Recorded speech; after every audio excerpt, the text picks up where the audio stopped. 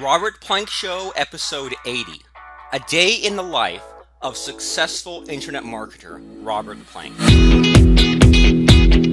This is the Robert Plank Show. This is the internet marketing radio program where we talk about building your own business from home. And I think that in your case, that's going to involve, or maybe it already does involve, membership sites, webinars, list building, traffic, sales letters, blogs, and more.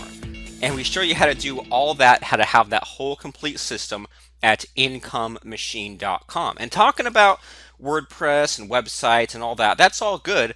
But I know that when I was trying to manage, not very well, but trying to manage a day job plus building up this internet marketing thing on the side, I always wondered and I always had my own ideas about what successful people did from waking up in the morning into falling asleep at night. And I kind of alternated between thinking, well, they go to a big office, they have their big team, they draw on the whiteboard, they work till 10 o'clock in the evening and they're proud of it. And you know what?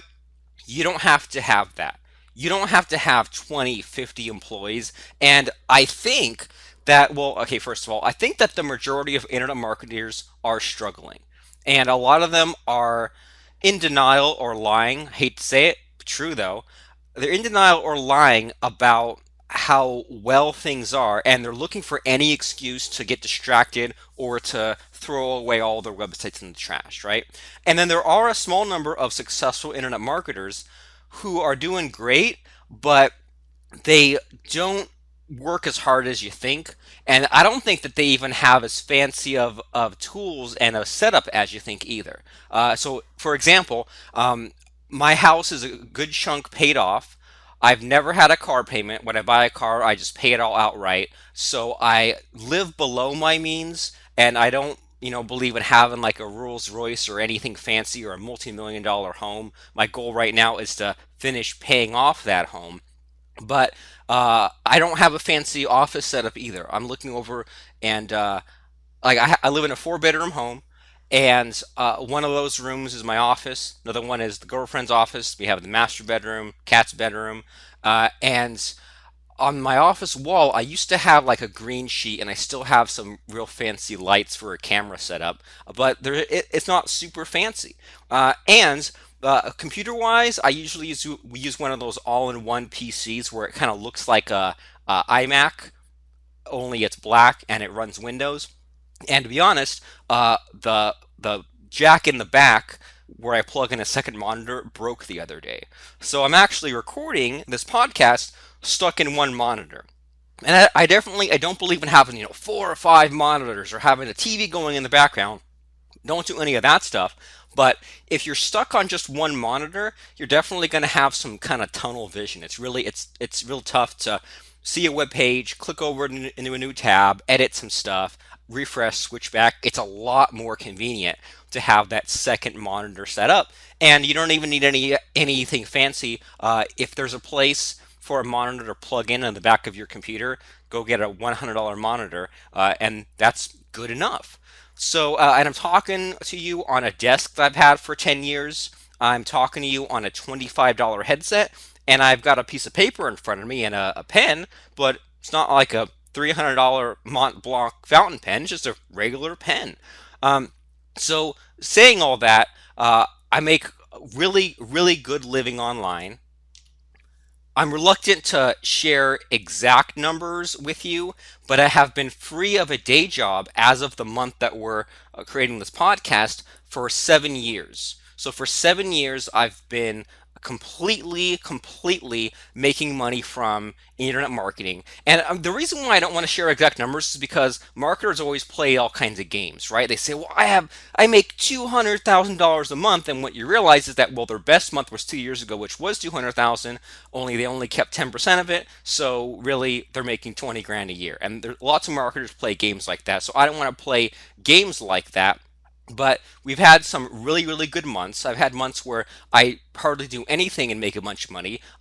Usually every day I wake up and a bunch of money has rolled in from recurring payments for our membership sites such as Double Agent Marketing, Membership Cube, and then for low ticket plugins people buy like WP Import, Backup Creator, Paper Template, Member Genius, stuff like that. So numbers aside, the two most important things as we're getting rocking and rolling in today's training, two most important things are, first of all, to live below your means.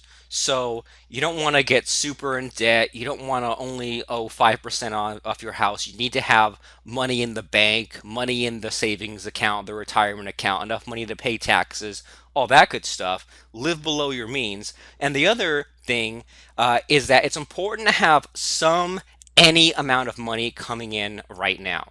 Whatever your age is, whatever your economic situation is, even if you have some money coming in from, I don't know, like a day job or from retirement or from a spouse, you need to pull your own weight, and you need to hope for the best, plan for the worst, and make a lot more money than you need to hang on to.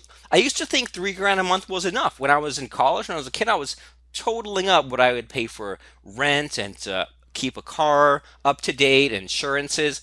And once you have a family, or once you have a house, or once you get hit with these big tax bills, $10,000 per month is the minimum amount of money that you're going to need to have coming in. So let's talk about that. And whether you're at the point where you're making 100 grand a month or you're only making $100 a month, let's talk about a day in the life of successful internet marketer Robert Plank. We're going to go from waking up and to afternoon and going to sleep. And you might be disappointed because I definitely do get a heck of a lot of stuff done, but a lot of it is chunking tasks together, this thing called 4 daily tasks, and a thing that we call an appointment-based business, where in any given day, if there's something I need to get to later in the week, I'll put it on the calendar. If I need to meet with my business partner, Lance Tomashiro, if I need to pitch a product, if I need to record a podcast, it's on the calendar. And that is something I wish I'd known a decade ago. So let me kind of just think on the fly here. And what we're going to talk about in the day in the life moving forward is we're going to talk about uh, basically managing a day job. That was one kind of day in the life. Then we're going to talk about, let me skip it to the end, to like modern times. And then I want to put in the middle the transition period, because there's definitely something to talk about. And I want to tell you what happens to me when I wake up in the morning. Before we get to that, the catchphrase of the week is make your own luck. If you're struggling, if you're building up your business, or if your business was doing great and you plateaued or even went back a little bit and are looking to rebuild, it's not going to turn all around as a result of hard work. It's also not going to just suddenly be a thing where you win the lottery. It's going to be you're going to get to the next milestone. You're going to have your next $10,000 launch, or you're going to sell the first copy of that $100 product, or you're going to get your first 100 clicks or 100 subscribers. But you need to let go of this concept called luck. Um, I listened to a book, and I think I mentioned it in a previous episode. There's a book called Napoleon Hill's Think and Grow Rich. And there's an audio version where it's updated for the 21st century, and they put in some little stories there. And according to some university study, luck doesn't exist. They took one group and put them in a room and flipped a coin and thought good thoughts. Then had another group in a different room think bad thoughts, flip a coin. There was no difference. So if you think the world owes you something, or because you put X number of years struggling, or X number of thousands of dollars into your quote unquote internet marketing education, you're not owed that money. You're not entitled to a big break unless you make it happen yourself. The quote of the week is from President Harry S. Truman, and that says, imperfect action is better than perfect inaction. So think about that. Imperfect action is better than perfect inaction. And the marketer of the week is Mr. Mark Hess from marketingandunderwear.com. He's kind of a shy guy, and I wonder if he's going to mind me mentioning him on our podcast. But he puts out, let me look at what kind of plugins he's put out recently. He puts out all kinds of interesting WordPress plugins, and he promotes lots of stuff. And of course, he redesigned his site. So he puts out like a plugin, for example, to use Dropbox to stream your videos. He has a plugin on adding a quick countdown timer clock to your WordPress site. He has a plugin where every sale that comes in, you'll get notified and it'll store it and you can dump them out. So all kinds of cool and interesting stuff. And what he does the best is he has a really good feel about the marketplace. And the best thing I learned from Mr. Mark Hess is to give your buyers exactly what they want. Okay? As silly as it might seem, as silly as a Dropbox streaming video plugin is, or as silly as a circle countdown plugin on WordPress is, if you know what that is, it doesn't matter. If you think it's the best book or the best course or best product or plugin you ever created, it's probably going to suck. Nobody will probably want it. But then the silliest plugins end up being the best sellers. Our backup creator plugin, which now powers just under 97,000 sites, looks like 96,769 sites, is a plugin where it creates a backup of your WordPress site. And I didn't realize it'd be a huge hit when we put it out. I still don't understand. It sells every single day, and I just don't get it. But I do use the backup plugin the more that I see it used. And if the marketplace wants it, then why try to understand or why fight it? Just go with what the marketplace wants and then less of what the marketplace isn't buying. Understand what leads people to find you and to buy from you. And in a lot of cases, for example, in Mark Hess's case, it's all about the race to the inbox. So he sells a lot of like low ticket, biz op kind of stuff. If you know what the Warrior Form is, if you know what JV Zoo is, he sells a lot of the stuff on that as an affiliate. He hardly ever makes the actual product. And what he realized, which was a huge insight, I hope he doesn't mind me giving away, is that there's a group of people that will just buy whatever's coming in their inbox that day as it's related to websites and small business and internet marketing. So he realized that, well, he's selling to the same, few, like 10 or 20,000 buyers every single day. And so he realized that, well, I've got to be the first message to get to them because they're going to get in any particular day 20 or 30 emails for the exact same offer. So I might as well be the first one or the most persistent one. That's our marketer of the week, Mark Hess. Give your buyers exactly what they want. Understand what leads prospects and customers to buy from you, and think about the race to the inbox. And this ties into today's program because a big thing that I'm going to make sure to mention, I'm going to even write it down for you, in a day in the life of Robert Plank is to send an email to your list every day. And the reason for that is because everyone's getting hundreds or thousands of emails every day. And if you only email once a week or once a month, or you're afraid to email at all because you don't want to be one of those evil selling internet marketers, well, then you're going to get forgotten and left out. And the more emails I put out, the more sales I get, the more clicks I get, the more money I make. And it's really funny, people who only email once a month, and then if they're doing a big launch or trying to win an affiliate contest, they'll mail 5 times a day. And I'm thinking, well, what if you kind of went in the middle of that? What if you emailed at least a few times a week to your blog posts, podcasts, Kindle books, free books, goodies, stuff to buy, stuff to read, affiliate links? What's the worst that can happen? You're afraid to email to a subscriber base that the worst that can happen is they jump off your list. If you're not emailing to them right now, what good are they? Because they don't even know about all the cool stuff that you have. So, with that said, let me give you a little mini episode here and tell you how to be happier, more organized, and more productive. I have 3 thoughts for you on how to be happier, more organized, and more productive. The first one is, what's good about this? The second one is, become desperate to reduce clutter. And the third one is, because I can. If you're beat down, discouraged, unmotivated, maybe a little afraid of what the future holds, ask yourself, what's good about this, or what could be good about this? And a lot of times, if you mess up, you can think back to that Thomas Edison quote where he said something like, I haven't failed in inventing the light bulb, I've only found 10,000 ways it won't work. And many times, if you're in a bad situation right now, I mean, maybe it's even something personal, like maybe it's not even money, maybe it's just a divorce or something. Well, what's good about this? Well, maybe you're getting some important life lessons, building character, as they say in a cheesy world, and figuring out what mistakes to not repeat, or just how to come out of it stronger.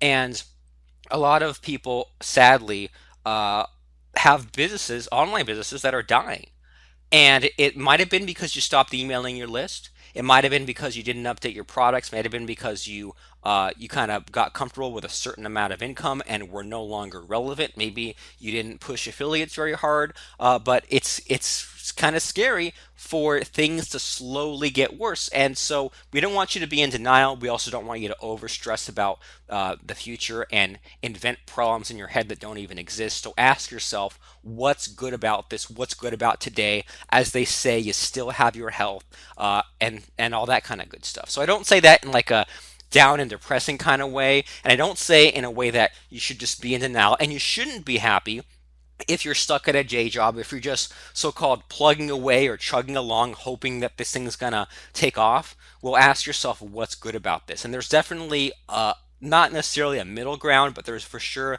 a sweet spot in between stress and denial, where you can be where you can be motivated, hungry, and productive. And if you find yourself kind of teetering on the precipice of fear or denial, then ask yourself, what's good about this? The second thought, as we said, is to become desperate to reduce clutter. There's no such thing as clutter free, but you need to keep things as simple as possible. You can't have 10 projects out in the open. You can't be running around like a chicken with your head cut off. You can't be building AdSense sites at 8 a.m., writing Kindle books at 9 a.m., playing around with drop shipping or Amazon at 10 a.m., playing around with Fiverr at 11 a.m. That's spread way too thin. You need focus. And you need to complete things. And if you have, and you know what I don't like the phrase of? Stuff on your plate. I've got 10 things on my plate. Well, that sounds like a pretty big plate, or it sounds like things are piled on. And if you have 10 things in motion right now, and you're only able to give 10% of yourself to each thing, that's really, really not a good place to be. So, my suggestion to you, and I know you have unfinished stuff. If you have an unfinished book right now, this week, how about you round it out? If you want to have a 10 chapter book and you have 5 chapters done, then how about you spend 10 minutes and type up a quick ending to that book, publish it on Kindle as is. If you have plans for a membership site, how about you make the sales letter real quick, and at least that way, that part of it is done. There's so many things that we're constantly 90 or 95% complete with and never get to 100%. You need to reduce those things. And I mean, many times I'll delete things. I'll delete notes from my podcast because I published a podcast episode. I don't need to go back and find my own notes because I've published the words. I don't need those scribbles. And I'll have tasks, or I'll put reminders on a calendar. And if I find that I keep having a task that keep delaying and moving and pushing back, after about a week, I'll say, if the world hasn't burned down because I haven't been able to finish this task, then it's not important. If I keep pushing it back, either it'll rear its ugly head later, or I'll knock it out right now, or it's just not important. And the final thought is, because I can. You're listening to today's podcast because you want that freedom. You want to be able to live life on your own terms, be an internet marketer, in whatever niche that is. You want to possibly work from home. I hope so. And the decisions you make are your own. You don't need to listen to the most vocal people, and you can silence the haters. And I'm not just talking about customers. I'm talking about people in your own life. Maybe that brother-in-law or that friend who's making fun of all the internet marketing stuff. You know what? If someone's making fun of you creating a new income for yourself and your family and your future, then how about you just don't tell that person what you're doing, and then they will run out of the fuel to make fun of you.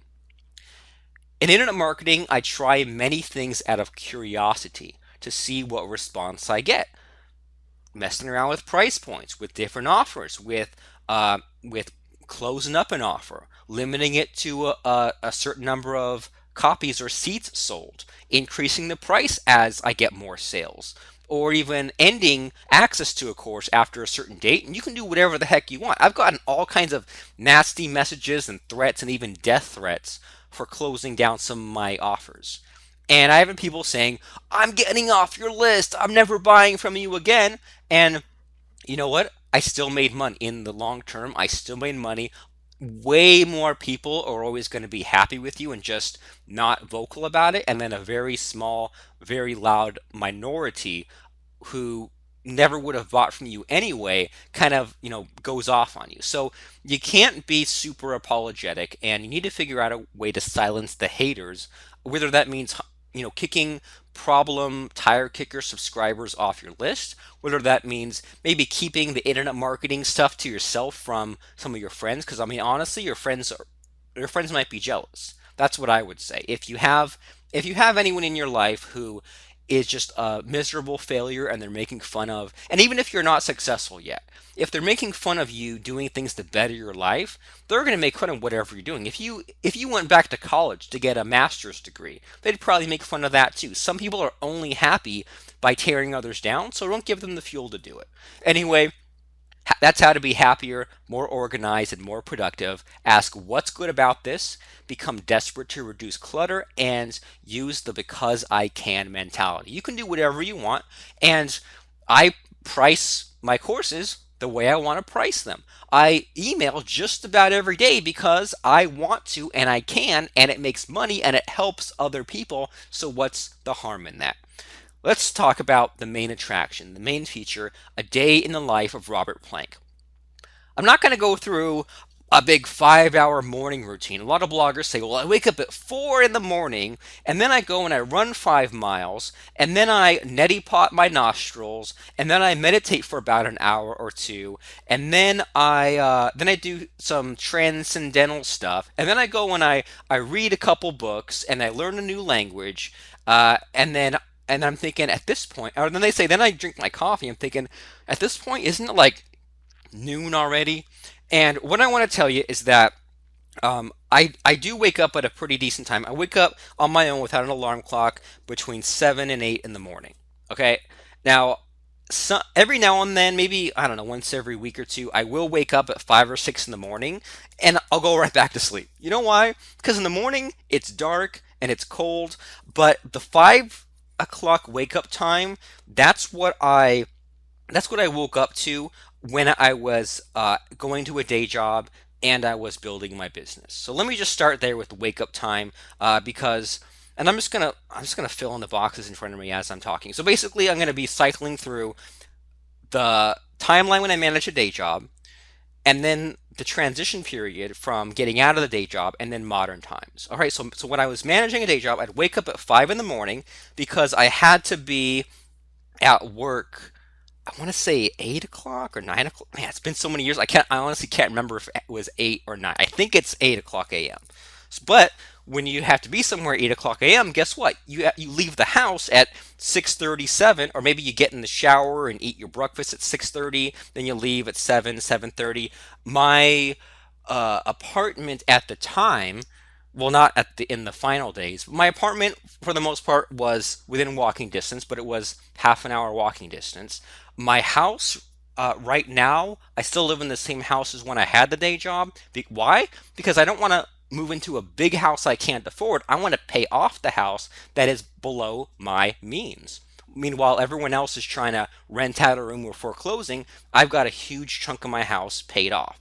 So the drive to work, I would say it's probably maybe 10, probably 15 minutes, probably 20 minutes or 30 minutes just to be on the safe side. And I have to go park, get out of the car, walk into my walk across campus. So let's just say, to be on the safe side, 20, 30 minutes. So you think about, okay, well, there's only a set amount of time in a day. And if you currently have a day job or some other big obligation, then that's 8 hours of your day, or probably more like 10 hours if you include lunch break, time to and from work. Then you got to be a little bit early and you might stay a little bit late. So 10 hours a day.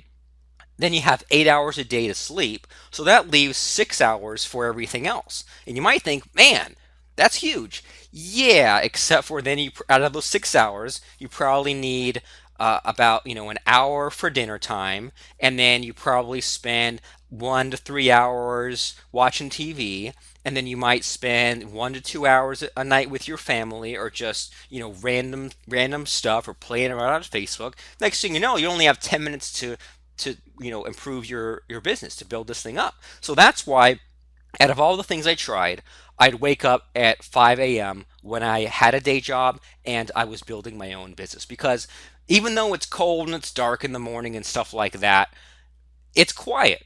And you might be in a situation where you have children or you have a family or other people in your house, and the morning time is the best time to get stuff knocked out. So I wake up at 5, 6 in the morning when I had a day job. And and then what I like to do for about 20, 30 minutes is neti pot my nostrils. Just kidding. I don't do that. I take a walk around the block. And at the moment, I have a broken ankle. It's healing. Currently on a cane. But even with a cane, I still take a walk around the block. And you should too. It's important to get that big jolt in the morning and to get the blood flowing, and not necessarily from caffeine or things like that. If you do like caffeine, I do too. I like to mix it up. So sometimes I'll have coffee, sometimes I'll have tea, sometimes I'll have a 5 hour energy. But either way, take a walk around the block for when you first wake up. And if that means that you have to set an alarm clock, I prefer an app called Sleep Cycle on my phone for those times I need to wake up early. Actually, you know what? I'm going to do that tomorrow morning. Tomorrow's a Saturday, but I still want to wake up at 5 so I can get a jump on the day. So I'm going to use the Sleep Cycle app, which goes underneath my phone, underneath my pillow on my phone, and wakes me up at the right time where it doesn't disturb my sleep. Like we said, if you have to wear your workout clothes to bed the night before, then fine. And for a while, for a couple of years, I would literally hit the gym every day. Even on holidays, even Christmas morning, Thanksgiving morning, I would hit the gym every day. And the two reasons I stopped. The first is because my gym started doing weird stuff where at first they were closed on weekends, and then they'd close at like 8 p.m. sometimes, or they wouldn't open until 9 a.m. And then they sent us to a different location because they were renovating, and then I couldn't quit because I'd called to quit and the number was disconnected. But even when I did go, I would only use the elliptical machines. I would use weights a few times, but I got more of a flow, and I would have a lot more fun just hopping on the elliptical for 45 minutes to an hour and listen to podcasts, listen to audiobooks, bring up courses on my phone and things like that. And I liked that a lot better. And I thought, well, why don't I just do this outside? And then I got to the point where I could run every day, but then now I'm kind of knocked over again because I broke the ankle. Now it's going to be a while until I can run again. But wake up early as you can, and if you have a family, if you have a day job, then 5 o'clock is probably the best time, because that way you're not in a rush. You can get settled, get your morning coffee or morning whatever, go around the block, and then begin the day ready to kick some butt. Now, what do I do during the day? Well, it's called 4 Daily Tasks, and you can join our little group, our community, at 4dailytasks.com/group. That's GROUP. What I'll do in the morning is go to that group and post my 4 tasks. I'm actually going to post them right now because I forgot to today. I don't do this every day, but I noticed that if I go more than a few days at a time, then I will have a drop in productivity. And then I'll have to go and post my 4 tasks again. And guess what? I'll have a huge boost again. So I'm going to post the 4 things I'm going to do today. And those 4 things were, first of all, send email to my list, and that's done. I'm going to record a Robert Plank show, and that's done. I'm going to record the second one, which I'm recording right now. And then the other thing I'm going to do is I'm going to debug a plugin. Okay, those are my 4 things. And if you tell yourself, I'm going to be 5 times as smart as you and do 20 things today, then you probably aren't going to knock off those 20. You're going to get a couple things done and not feel as accomplished. And you might not have chunked your tasks correctly. So I'm not talking about, when I say I'm doing four things, I'm not talking about four things that are a minute each. I'm talking about the sending that email I needed to send. That was done. That took 10 minutes. Recording an episode of my podcast this morning, that took 40 minutes.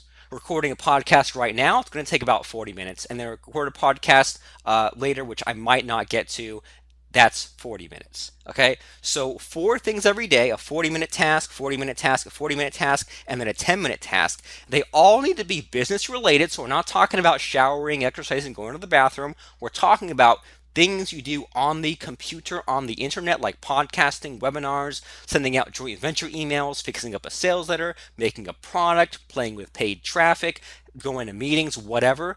They're business tasks.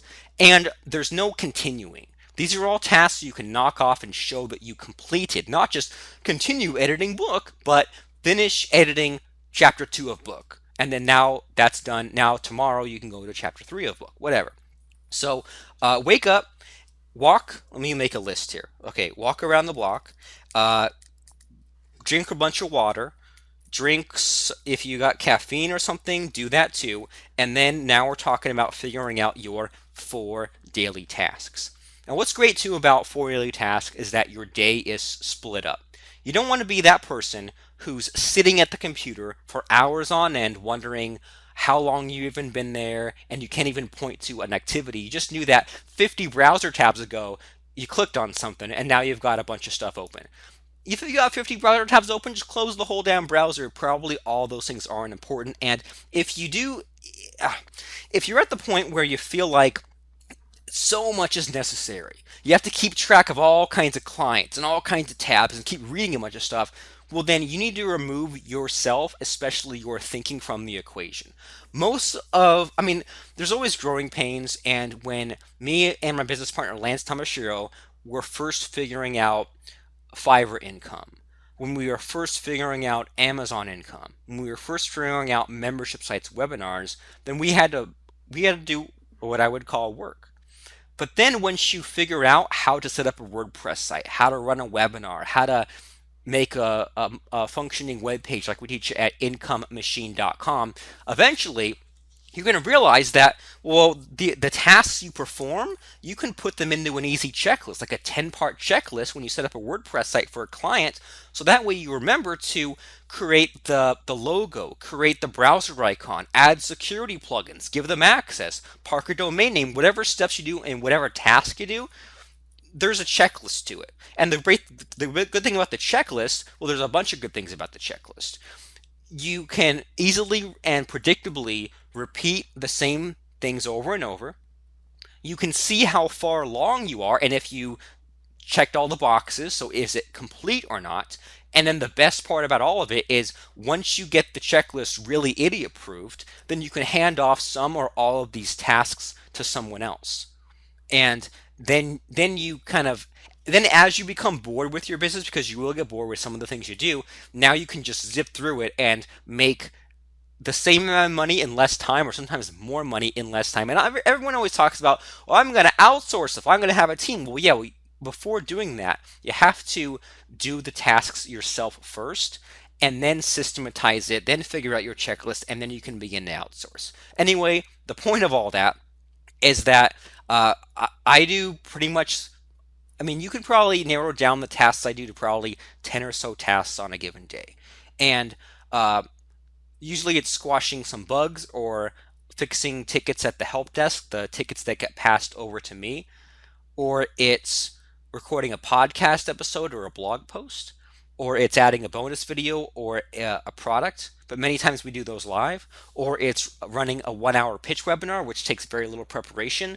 And speaking of that, let me kind of pull back and talk about the whole week, right? So we use Google Calendar to manage the week, and during the day job period, um, I I noticed that I made the most amount of money when I emailed every day, right? So in the day job box, I'm going to write email every day, and then in the transition period box, I would say there's a webinar every week. Okay, so what does all that mean? It means that you need to be building an email list. You need to have an opt-in box on your blog so people who want to know more about you can subscribe to you. If you have Facebook, Twitter, all that those places are great, but the point of social media is just to have, even podcasting, is just to have one more way for someone to find you. But still, I don't know how much longer that's going to last, but even in the time we're recording this podcast, email is still the best bang for your buck. And you know what? When Facebook and Amazon.com stop sending emails, then maybe I'll think about it. But they still do, probably to me every single week, about notifications and also stuff I'm going to want to buy. So email every day. And even if you're super slammed for time, and as I'm saying, every day do a 40-minute task, a 40-minute task, a 40-minute task, and a 10-minute task, it makes a 10-minute task to send some kind of an email to your list. And even there were some days when I didn't get to all four of my tasks, especially I was slammed with a day job. I would still find time to send that email to my subscribers. And no one taught this really back in the day. No one, I mean, there was all these catchphrases like the money's in the list, but I didn't realize that I could send an email to the same subscribers a day later, and even email for the same offer. So I would send an email. So I would figure out my 40 daily tasks. I would send an email, usually before work, and then sometimes I'd send another email after work. But even if I got nothing else done that day, I would at least have that email done. So then we have, okay, so that takes care of the 10-minute task. Now we have three 40-minute tasks. And so I would make sure that, so I'm talking about waking up at 5, and then once you get your water, get your coffee, go around the block, it's probably 6 or 6:30. Then maybe you get your breakfast. So really, realistically, even though I woke up at 5 in the morning, I mean my power hour would be from 7 a.m. to 8 a.m. And that's when I would knock out a bunch of things I needed to get knocked out. Sales letter, plugin, product. That was really crunch time, and I would make sure to put things in motion that would play out while I was at my day job. So I would send an email, get some traffic going, shoot some joint venture emails, have membership sites and sales letters that ran on their own, so that if someone couldn't get into a membership site, they can click a button and retrieve or reset their password. Or things like refund requests or customer support requests that could wait a day or two. And then maybe it could be that the next day during my power hour, then I could get that knocked out. So then I would just go to work from basically 9 to 5 or 9 to 4:30 or so. And by the time I got home, it probably would be about 5:30. So that would give me time to squeeze in 40 minutes. And nowadays this is different because I don't like to work, so to speak, too late in the day.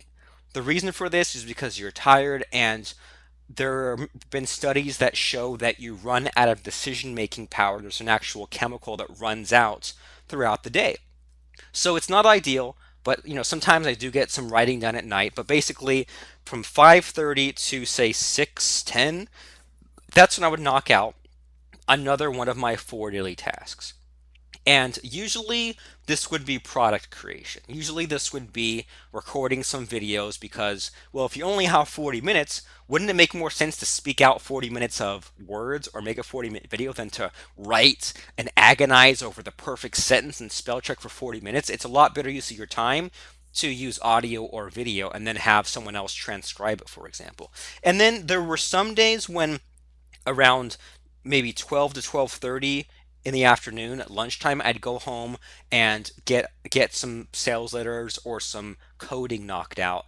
I wouldn't build my business at someone else's job when I'm being paid. I would be paid to learn skills that I could reuse in my business. I was paid to learn uh, some PHP, Perl, JavaScript, Java stuff, if you know what any of that is, Java Beans, C Sharp. I learned web accessibility, all kinds of stuff where I could use those tools in my business, but I didn't build my business in someone else's office. And you don't want to do that because you don't want to get caught and you don't want to lose your day job that you're trying to escape from. It's way better to be able to quit that day job because you want to, not because you have to. And the reason why I quit is because I ran out of time. Is that it became a huge annoyance to have to go to this 8 or 9 hour a day thing just to make 3 grand a month when I can send a couple of emails and make that.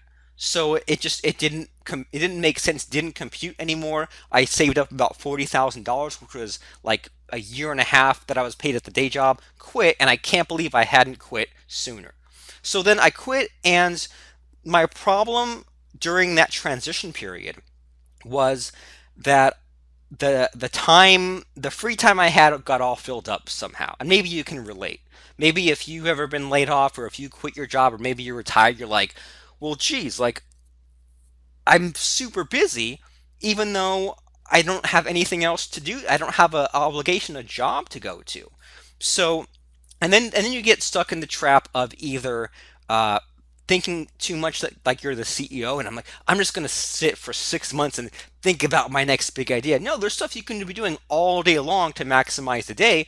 Do the four things that get you closer to making more money. And if you don't have a product, that means make a product. If you don't have a list, then set up an affiliate program and contact joint venture partners to promote you or promote other affiliates so that you can bank up that goodwill, or contact people to see how if you can set up websites for them, set up membership sites, set up landing pages. Do whatever you can. If you're making $0, do whatever you can to make $100 a month, or to move towards the next logical step. So during that transition period, then let me walk you through what my bad schedule was. I'd usually stay up way too late because I didn't have a good structure, and I'd wake up at probably 10 or 11 in the morning. And I wouldn't walk, I wouldn't drink that much water, and my four daily tasks usually wouldn't get done. But what saved me was running these things called live webinars. You can join our webinar program at webinarcrusher.com. It shows you how to run a pitch webinar, how to get monthly income from webinars, how to use a webinar to make a high ticket product, and so much more than that. And what a webinar is where you have a set meeting time, and this is one to many. So you set up a registration link for your subscribers to sign up for a free live training from you. It could be live training about how to use Amazon for books, or how to make a podcast, or how to build a list. And you say it's going to be a Wednesday at 2 p.m. Eastern, for example. People sign up, get a few hundred registrants, and then when it comes time to present it, you show your screen, they hear your voice live, they can send in questions, and you can choose to look at those or not, but you present what you want to present. And if this is a free call, then at the end, I'm hoping that you have something for sale. So I say that this saved me because this added some structure to my life. And before I even had a day job, then the reason why I had to get a day job was because I kind of goofed around a lot. And I might just have a month where I literally got nothing done. And that's a really scary place to be. And the person I was pre day job era, even, is really scary because I even thought, how do you possibly send an email every day? Well, the answer is you find 5 minutes to do it. You find 5 minutes to type in a subject line, type in some bullet points, have a link, and even if you don't have your own product, sign up as someone's affiliate and then send the emails that they provide you with to your list. So having this webinar every week actually structured out the week for me, because I would have this tool called Google Calendar, which syncs to my iPad, iPhone, computers, all that stuff. And so I would kind of write out the week, or see the week, I should say, and look at a week like Monday, Tuesday, Wednesday, Thursday, Friday, right? And I mean, on weekends, it's kind of like a down period. I'll usually promote this podcast on weekends, but when I want people to buy something, that's what the promotion is during that week. So on Wednesday, that was game time. That was usually at 11 a.m. my time, 2 p.m. Eastern. We would promote whatever product, usually an existing product like Backup Creator, Paper Template, or high ticket course like Webinar Crusher, Membership Cube, Make a Product, Dropship CEO, stuff like that. So first of all, because the webinar was at 11, I had to wake up at 10 or 9 just to make sure that I was ready for that. And uh, and first of all, just that alone helped me to reset my schedule. And then on days when I was pitching webinars, I needed to clear my head, and I would drive to this park about 20 minutes away where there's all kinds of big trees and you can just kind of get lost in there. And that would help to clear my head. So really on Wednesdays, I'd wake up at 8 or 9 a.m. So a lot closer to how it is in modern times. And then I realized, okay, well, if the webinar is on Wednesday, then I'm going to need to meet with my business partner on Monday. And usually we'd meet at 9 a.m. just to get a good start on the week.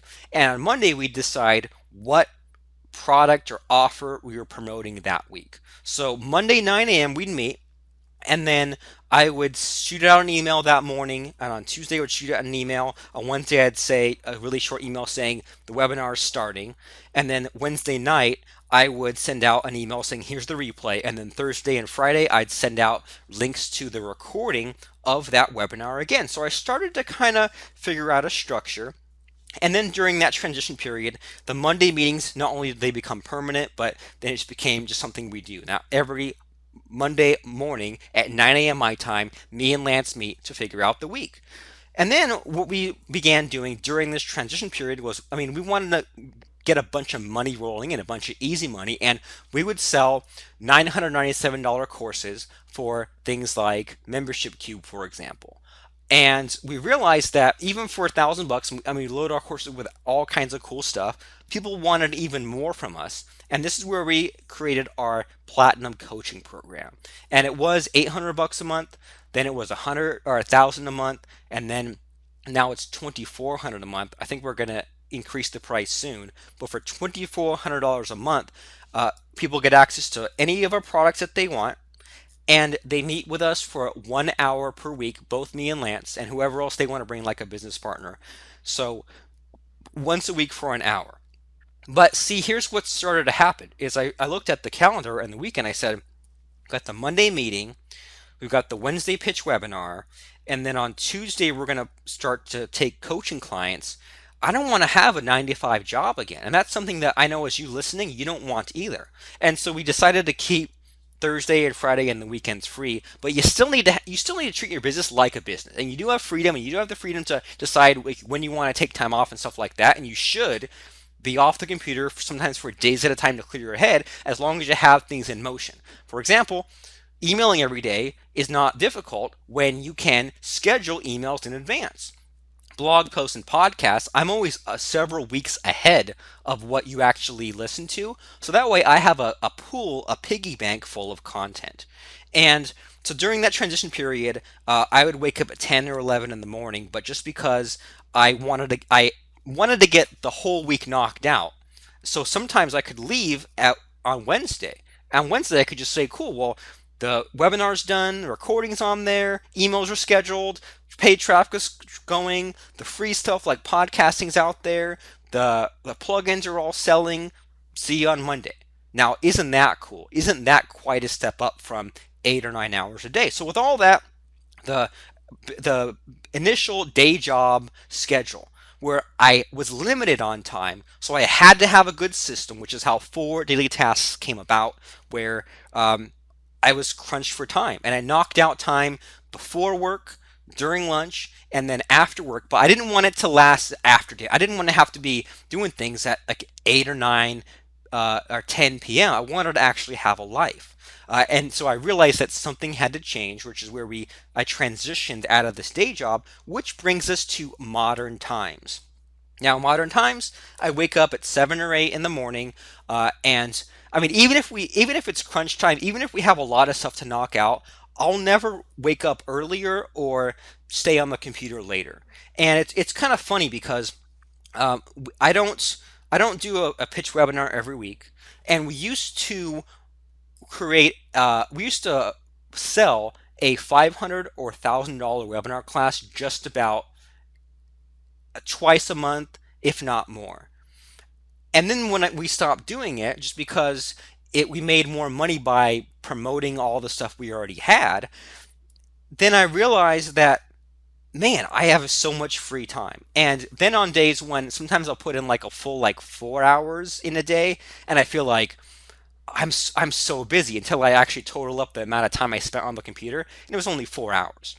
So modern times, I wake up at 7 or 8 in the morning, and I do walk, water, caffeine. even if I mean, you don't have to run 5 miles. I used to walk for about an hour in the morning, and now that I'm kind of injured, it's just around the block, building back up to it. So 7 or 8, I do all that, and then at about 9 a.m., I'm getting really good at. That's when I get to the computer on a weekday. Hate to say it, but the good news is I don't stay until 5 o'clock, and I take long, long, big breaks, and I'll sometimes take 5 days off at a time, and that's what I want for you to do too. And then there's no money lost in that time when I'm away.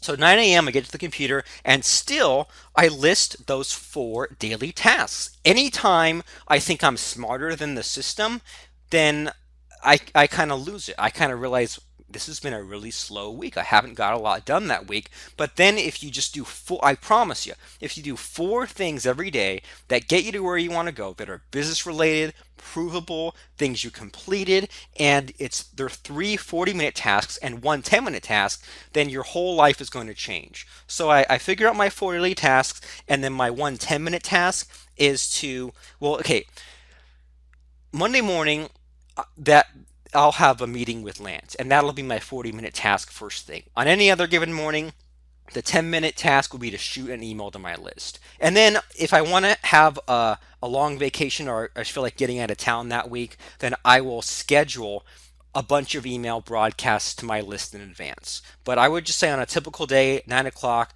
10 minutes, shoot out an email. I don't check email at all in the morning, and most productivity kind of stuff will tell you that. Most productivity will tell you that you shouldn't check email in the morning, that you shouldn't multitask, and also that you should get everything done before the afternoon, like before 3 p.m. or later, because if you're in a day job, or you were, remember 3 p.m., 3 p.m. to 5 p.m., just dragged. You hardly got anything done, and I don't see any point in forcing yourself to fill the hours when you're not getting paid by the other. You're getting paid for the value you bring to the hour, for the things you put in motion. So if you find yourself balking still about, I can do way more than 4 things a day, well, if you had to choose, you would choose the 4 most profitable things, like joint ventures, guest webinars, webinar swaps, recording podcasts and getting them transcribed, putting on webinars to your list, sending out emails to your subscriber base, stuff like that. So I want you to send an email every day, or build up your list to the point where sending an email is worthwhile. I want you to set every week as a week where you're actively doing a promotion and you're focusing on just making a bunch of sales of just one product. Maybe you're making a sales of just your book, or just your plugin, or just your course, but you can't have 10 things on your plate, as they say. You have to have absolute focus on what this week's project is. And don't overschedule, don't overload the calendar. But if this week you're promoting a certain product, then maybe on Wednesday, that's the live pitch webinar. Then the rest of the week falls into place. In our case, Monday's the meeting day, Tuesday's the coaching day, Wednesday's the pitch day, and then I have emails leading up to that. And then we have Thursday, Friday, where it's just the replay of that thing we pitched on Wednesday. Now, as I said, I don't always run a live pitch webinar anymore. Big reason for that is competition, and that people used to just show up to any webinar we ran, and now you kind of have to convince them. And I'll run a webinar every now and then so that it's now a surprise. But still, every week I will either mail to an old webinar recording, mail directly to an offer, or sometimes create lots of little 10-minute YouTube videos throughout the week. It doesn't take a lot of time to make a 10-minute video, 10 minutes, and then you can make 2 or 3 days worth ahead of time. So 9 a.m. is when I figure out my 4 tasks for that day, and then knock out the quick 10-minute task, which is usually sending an email to my list, or just sending some kind of thing that needs to be done. Then I will leave the computer again. I'll go to some other part of the house. I'll go take a walk. I'll leave my phone in my office. That way I don't take it with me. And I'll just kind of reset again. And then I'll come back to my office at maybe 10:30 or 11. And when I say office, I mean home office, because I don't want a day job. Why would I I mean, it's not like I sit around in pajamas all day, but why would I get in the car, drive across town, make sure that, worry if my house is all locked up, eat lunch in some kind of break room, why would I get myself a smaller office than I had at my day job when I could just go into my a room in my house and get things done? Maybe your situation is maybe the kids are noisy and you have to set boundaries or something. But even with this system, even if you're slammed and you have to take care of a kid or something, if you can get like an hour or 40 minutes to yourself sometimes, maybe you go and drop the kids off at daycare, then come back and knock out some stuff. So anyway, long story long, 11:30 or I'm sorry, 10:30 or 11 a.m. is my second session at the computer. And this is where I will check my email, but I usually just check my email just to delete all the crap. Delete uh like newsletters that came in or notifications of payment received, but email will be just a few minutes and that's it.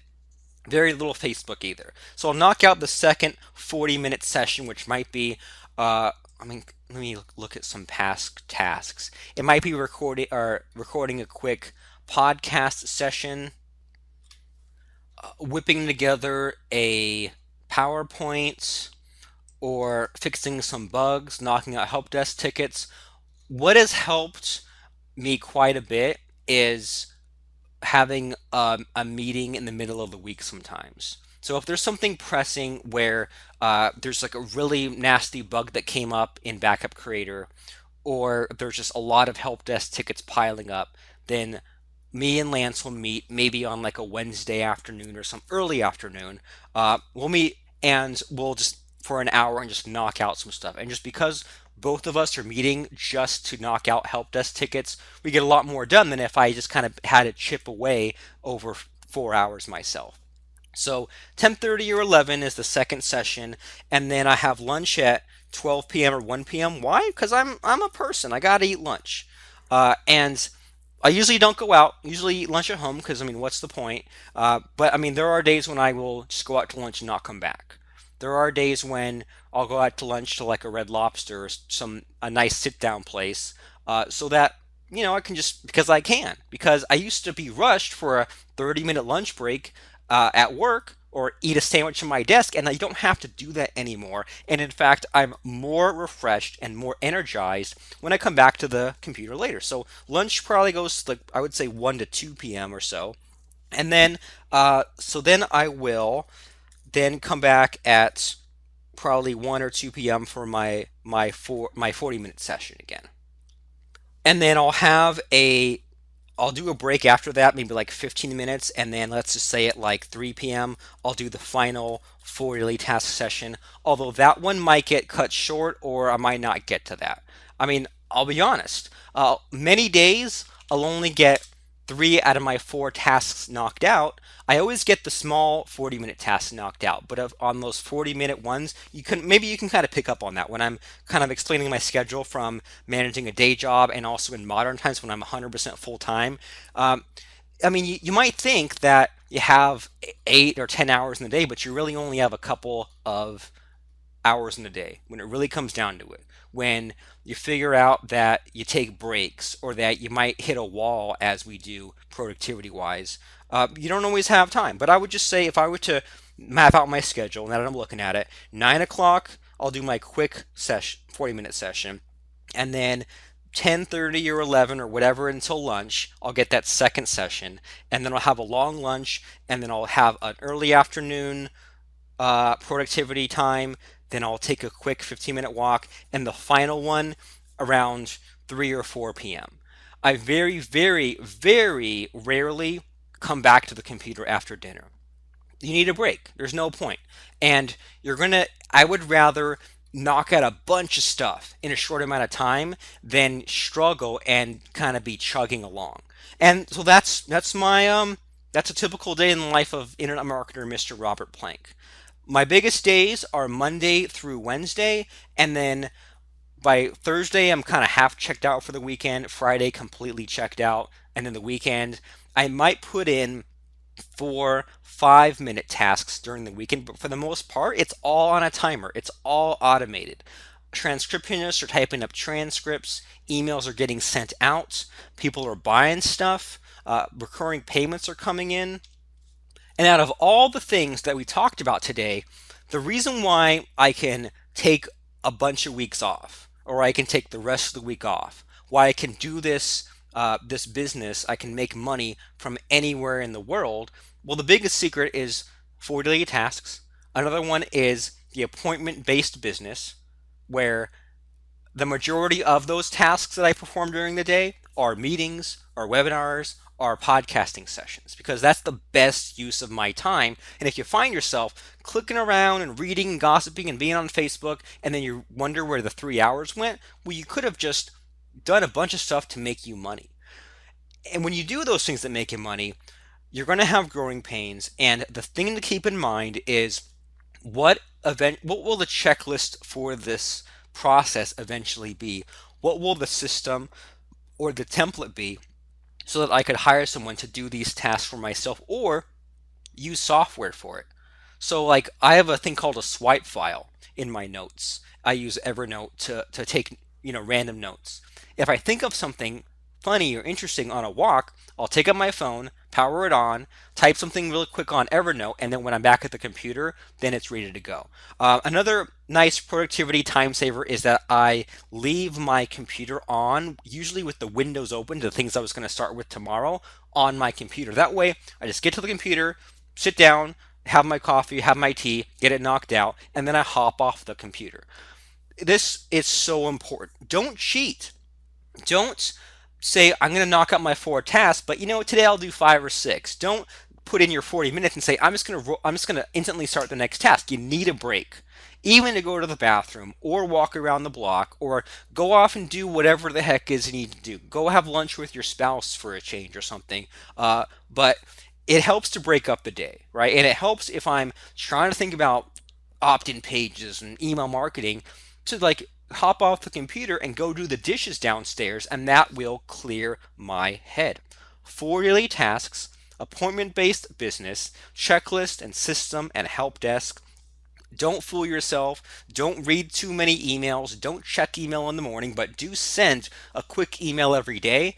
And something else I want to kind of interject into this as we're writing this down is you need to do some amount of reflectiveness. And this is where the bloggers, when they talk about their daily routine that starts at 4 in the morning and they neti pot their nostrils and drink a bulletproof coffee and drink 2 gallons of water and all that fancy stuff.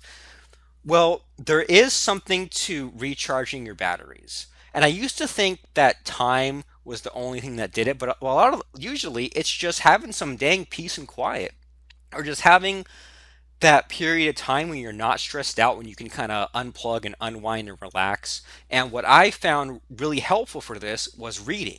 But not just reading a business book. Don't just, I'm going to read Art of the Deal. I'm going to read Good to Great.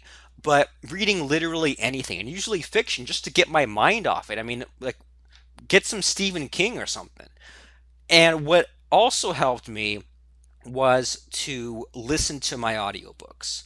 I'll read a book sometimes, but usually I'm listening to it. Usually I'm using a site called audible.com. It's put on by Amazon, and for $15 a month, you get 1 credit for a book, basically. And some of the books are, 9 hours, some are 40 hours. But if you can just chip off 30 minutes or an hour or 2 hours each day of listening to a book, when you're walking or when you're driving to and from the mailbox or whatever the heck you have to do, that helps me so much, is having some kind of information coming in.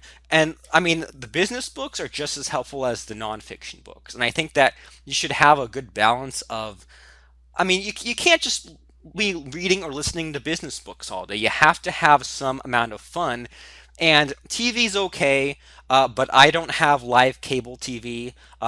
I will buy or subscribe to TV shows or watch stuff on Netflix or Hulu, but I don't want to have that live TV, because there's all kinds of studies that have been done as well where people who have a big TV have low income, people who have a big library have a big income.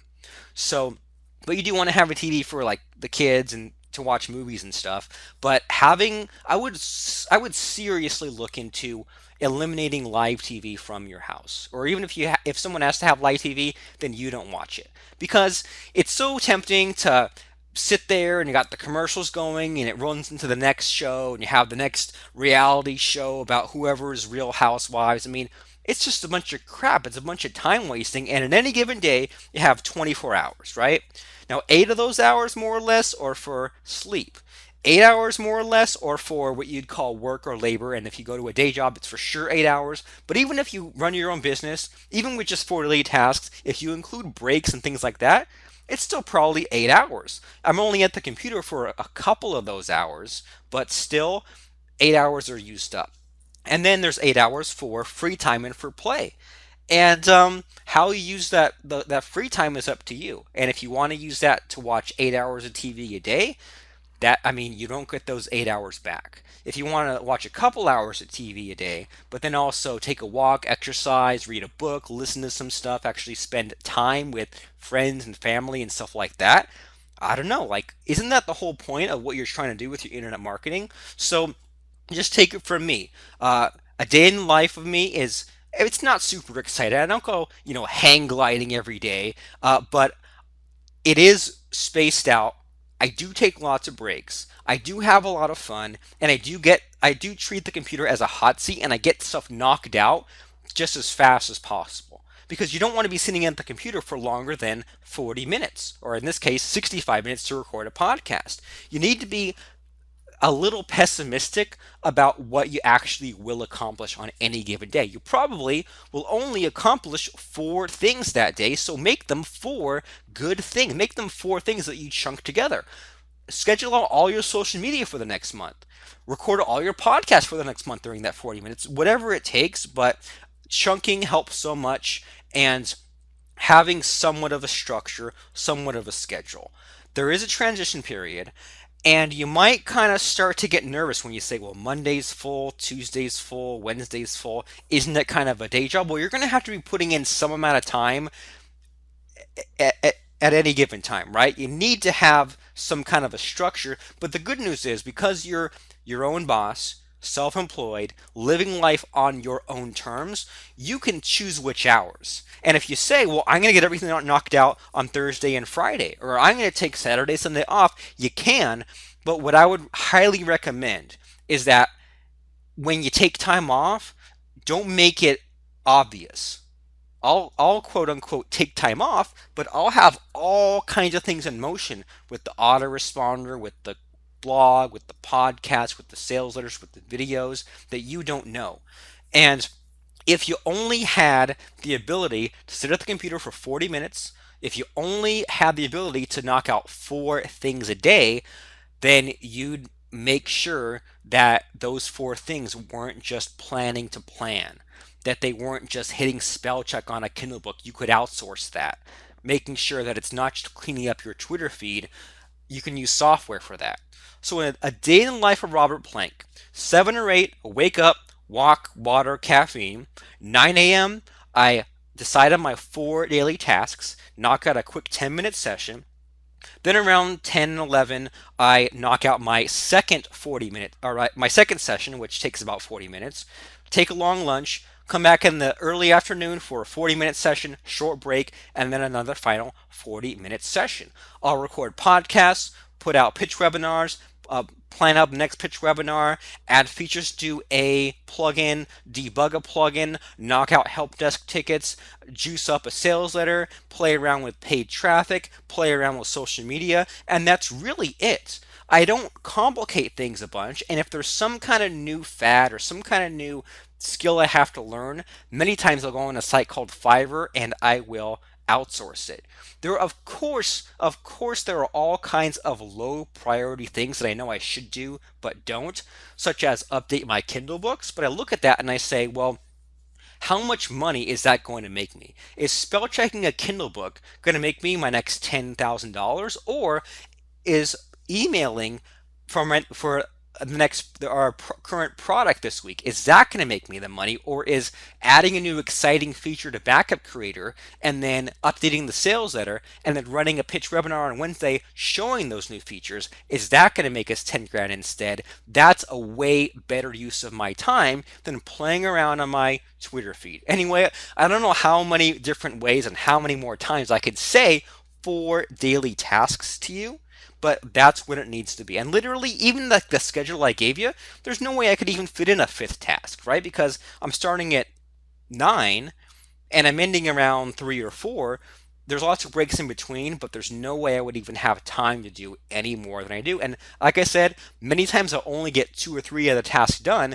And if I notice that there's a task that keeps following me around on the schedule, then either it needs to get knocked out, or maybe it's not important, or maybe it's such a big task that I should have broken it up into chunks. Maybe I said that I'm going to edit a book, or maybe I said that I'm going to add a certain feature to our website remote.com service, and I can't get to it, so I'm just going to do a very small feature. And at least that way I'm making a little bit of progress towards where I want to go. Just think about how much progress you would make if you yourself read just one page of a book per day, or listened to just 10 or 20 minutes of an audiobook per day. How much would that add up to? And isn't 10 or 20 minutes of doing that a better use of your time than playing on Twitter or wasting time watching TV? Anyway, that was a day in the life of successful internet marketer Robert Plank. Wake up at a pretty early time.